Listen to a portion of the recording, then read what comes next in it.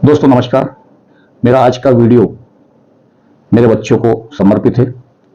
मेरे बच्चे मतलब जो स्कूल में पढ़ते हैं, स्कूलों में पढ़ते हैं, चाहे वो पिपलोदा के हों, चाहे वो मध्य प्रदेश के किसी भी जिले के हों, मध्य प्रदेश का हो या चाहे किसी भी देश के किसी कोने में हो।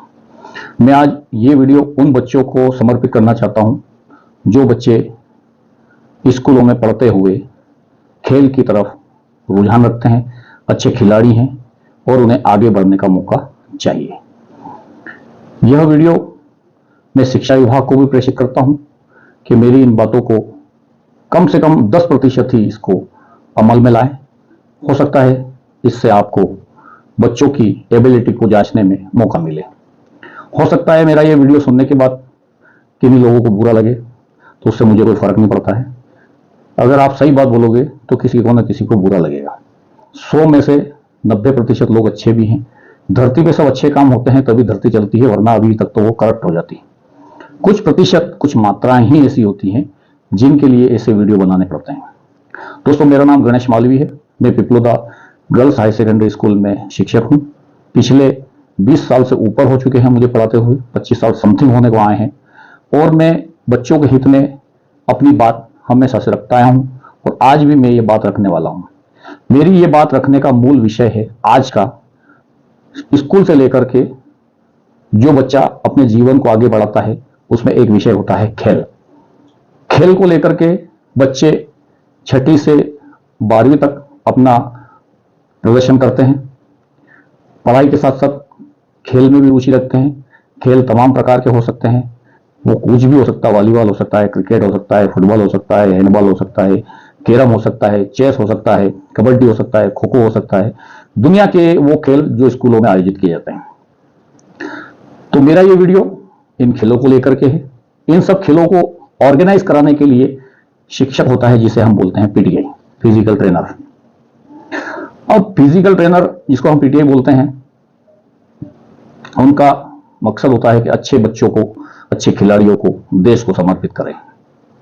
कोई बच्चा स्कूली शिक्षा के दौरान अच्छा खेलता है तो उसे मोटिवेट करें, उसे उस खेल में पारंगत बनाएं और एक द्रोणाचार्य बनकर उस बच्चे को अर्जुन की तरह अपने जीवन को सफल बनाने के लिए उस खेल में पारंगत करें।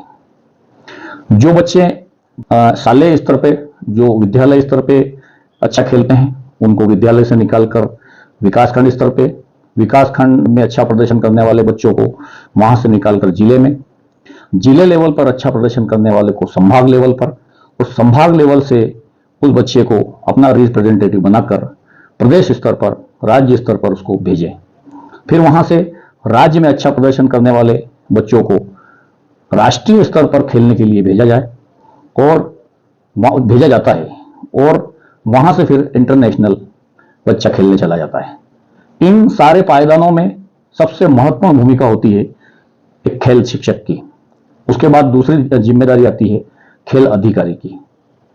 अब मैं ये इतनी सारी बातें आपको क्यों बता रहा हूं, क्योंकि ये जो चीजें मैं बता रहा हूं शायद आपको पता है, लेकिन कहीं ना कहीं मैंने बताया ना कि 100% लोग अच्छे नहीं होते हैं, उसमें 90% अच्छे होते हैं, तो 10% लोग करप्ट भी होते हैं। अब करप्ट का मतलब आप समझ चुके होंगे। शालेय स्तर पर जो खेल प्रतियोगिताएं होती है, तमाम प्रकार के खेल होते हैं, उसमें भी बच्चे को आगे बढ़ाने की जिम्मेदारी पीटीआई की होती है। अब होता क्या है यहां पर कि कुछ ना कुछ यहां पर थोड़ा सा मामला गड़बड़ होता है, और इस गड़बड़ी को लेकर ही मैं आज ये वीडियो बना रहा हूं। विभाग से मैं ये निवेदन करता हूं, शालेय स्तर पर ही, मतलब पहली रैंक जो आपकी फर्स्ट रैंक विद्यालय की, उस विद्यालय की रैंक पर ही बच्चे का खेल प्रदर्शन देखने के पश्चात उसका वीडियोग्राफी कराया जाए पूरे खेल का, जो वो खेल रहा है। जिस प्रकार से हम क्रिकेट देखते हैं टीवी में, उस क्रिकेट के अंदर सारी चीजें लाइव चलती हैं। 2 देश खेलते हैं, दोनों देशों के खिलाड़ी अपना अपना वर्कआउट देते हैं, उसमें अपना काम करते हैं, और कहीं कुछ मिसअंडरस्टैंडिंग होती है तो कैमरा उसमें थर्ड एम्पायर का काम करता है। इसी तरह मैं भी बोलना चाहता हूं कि शालेय स्तर पर जो भी आप खेल करवाते हैं, चाहे वॉलीबॉल कराओ, क्रिकेट कराओ, फुटबॉल कराओ, हैंडबॉल कराओ, चेस कराओ, कबड्डी कराओ, खो खो कराओ, कुछ भी कराओ, लेकिन इन सारे खेलों को आप वीडियोग्राफी कराएं। ये मेरा विभाग से एक निवेदन है। अब मैं ये वीडियोग्राफी कराने की क्यों बोल रहा हूं? वीडियोग्राफी कराने का मेरा एक मकसद है, बच्चे के खेल के जीवन को लेकर के आगे बढ़ने की जो महत्वाकांक्षा रहती है, उसकी में एक पारदर्शिता है, दूध का दूध है, खराब चीजें उसमें एंट्री ना करें।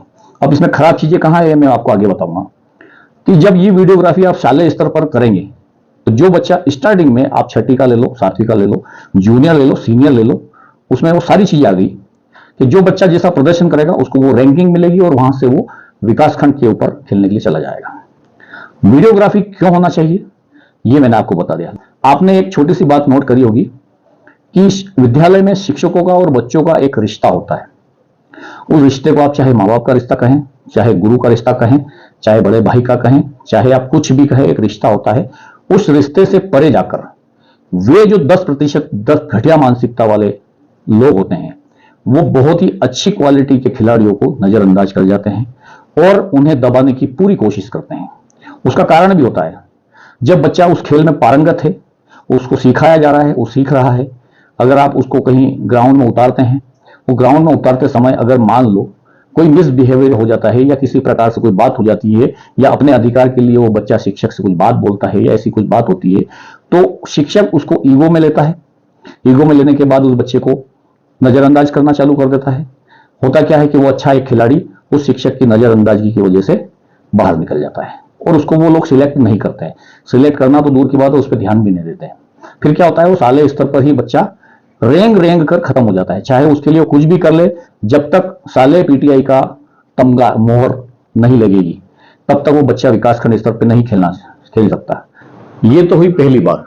दूसरी बात एक और होती है कि जो बच्चा अच्छा खेल रहा है, पीटीआई उसको ध्यान तो देता है, लेकिन कहीं ना कहीं ऊपर से फोन आना, भाई भतीजावाद होना, ये मेरे पहचान का है, ये फलाने नेता का भतीजा है, ये मेरे किसी शिक्षक दोस्त का लड़का है, ऐसी तमाम चीजें इस जगह एंट्री होती है और वहां पर ऐसे बच्चे निकाल दिए जाते हैं जो अपने भाई भतीजावाद रिश्तेदारी के खातिर अनट्रेंड और अच्छे खिलाड़ी नहीं होते हैं, उनको आगे बढ़ा दिया जाता है और नतीजतन वो खेल हार जाता है। अगर वो जैसे तैसे करके जी हजूरी करके सर की मेहनत करके अगर शालेय स्तर पर निकल भी जाता है तो यही प्रक्रिया विकासखंड स्तर पर चलती है। मतलब आपने अगर पीटीआई से या क्रीड़ा अधिकारी से बना के रखी है, जी हजूरी करी है, गुलामी करी है, आप अपने खेल के प्रति जागृत हैं, समझदार हैं, आपको जहां पॉइंट मिलना चाहिए वहां आपको पॉइंट नहीं मिला है, या कहीं आपको सामने ऐसा लग रहा है कि हमारे पीटीआई या हमारे शिक्षक या हमारे खेल अधिकारी किसी दूसरे टीम को फेवर कर रहे हैं या हमको फेवर नहीं कर रहे हैं, अगर इस बीच में कोई खिलाड़ी उस पर ऑब्जेक्शन ले लेता है तो उसका खेली जीवन पूरा समाप्त हो जाता है और उनको इसमें बड़ी खुशी मिलती है कि हमने एक बच्चे को रोक लिया हमारे ईगो के आगे। तो इस प्रकार की घटिया प्रकार के लोग रहते हैं, सब जगह हैं, कहीं भी ढूंढो आपको सब जगह मिलेंगे। आपको यहां से आप विकासखंड में जाओगे तो विकासखंड में भी आपको इस प्रकार का मिसबिहेवियर होगा।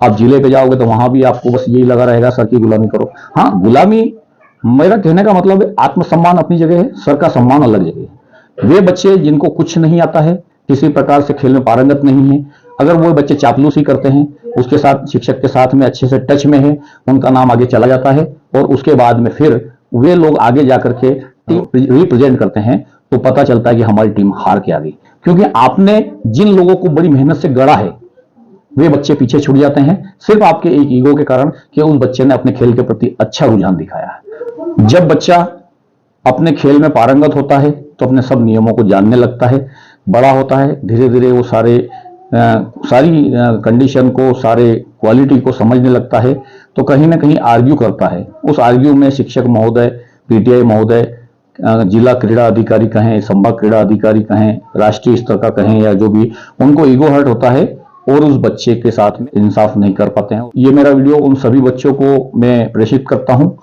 और ऐसे इतिहास में बहुत सारे बच्चे ये मेरा वीडियो देख करके इस चीज को समझेंगे कि मुझे किसकी वजह से इतनी डिफीट खाने को मिली है।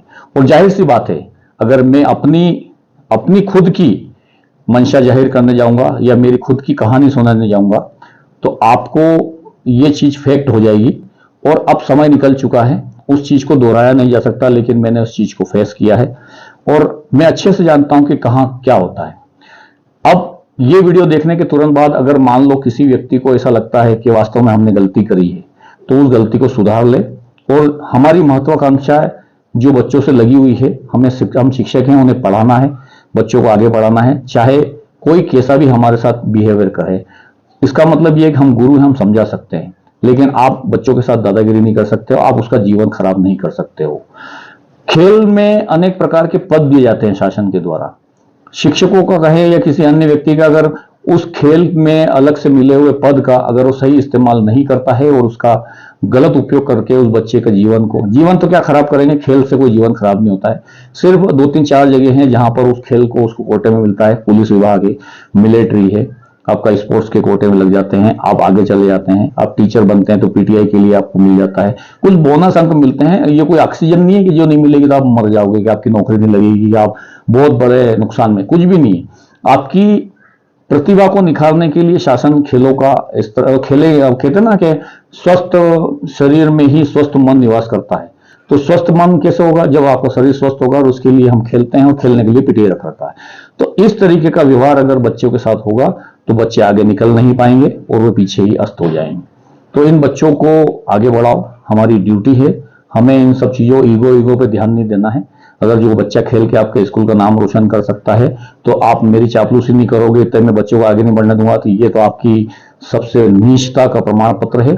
इस नीचता से बाहर आए, क्योंकि भविष्य में कहते हैं कि ऊपर वाले की लकड़ी में आवाज नहीं होती है।